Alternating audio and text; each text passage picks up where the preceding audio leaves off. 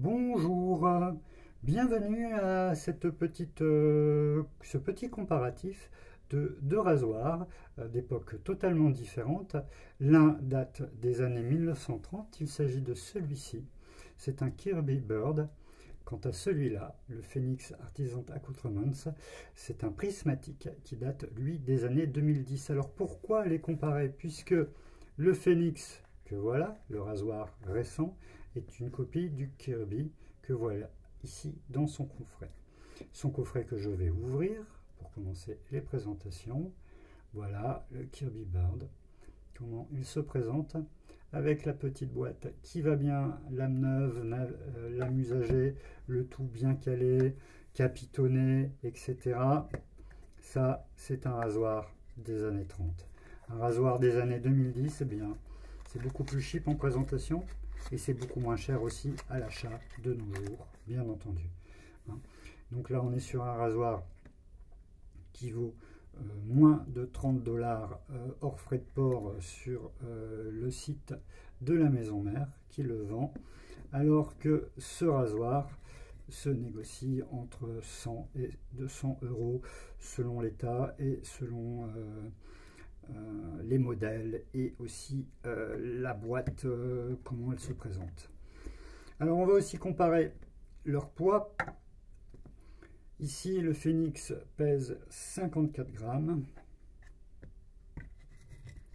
alors que le Kirby pèse, lui, 73 grammes. Donc on est quand même légèrement plus lourd côté Phoenix, côté Kirby, mais bon, on est quand même à peu près dans la même gamme. Les tailles des rasoirs sont totalement comparables. On va avancer un peu pour rester dans le champ.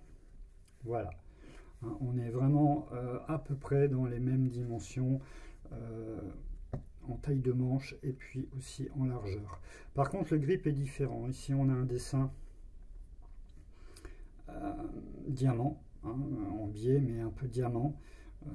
C'est pas forcément des plus agréables sous la main. Bon, c'est pas non plus que ça blesse.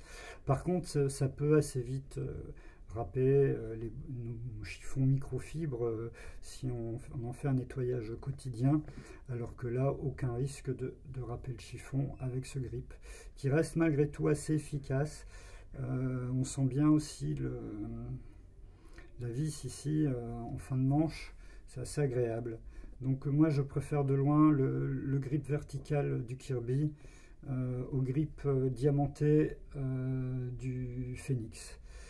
Tous les deux sont plaqués nickel, donc ça c'est aussi assez comparable.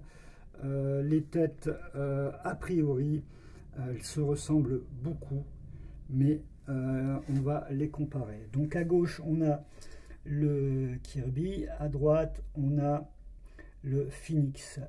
Alors vous voyez, les têtes, a priori, de prime abord, sont très semblables.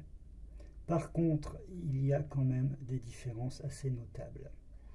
Ici, on a à peu près le point sur les différences au niveau des têtes.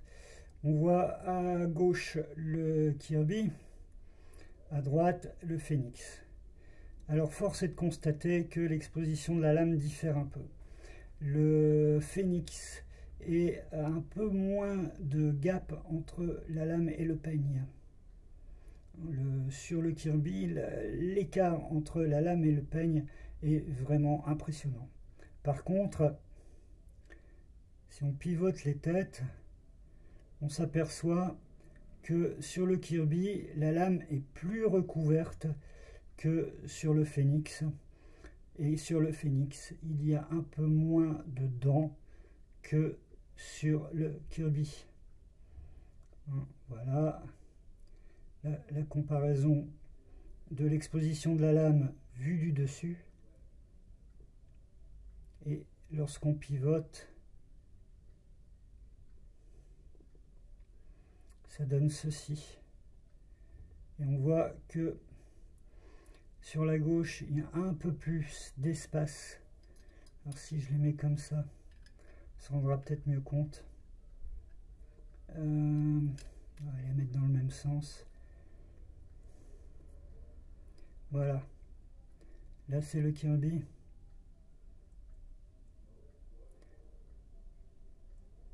Vous voyez qu'il y a quand même un énorme gap. Et le Phénix,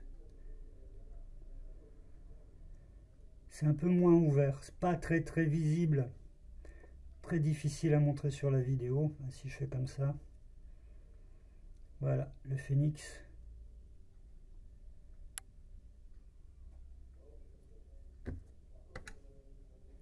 Et le Kirby, qui est encore plus ouvert en fait, sous la lame.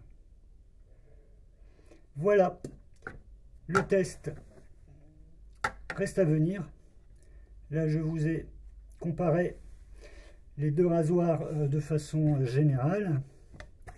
Et puis maintenant, on reste à les tester en rasage. Un côté chacun, avec une lame caille neuve, qui est une lame très tranchante. Et on pourra vraiment comparer ces deux rasoirs. À tout à l'heure.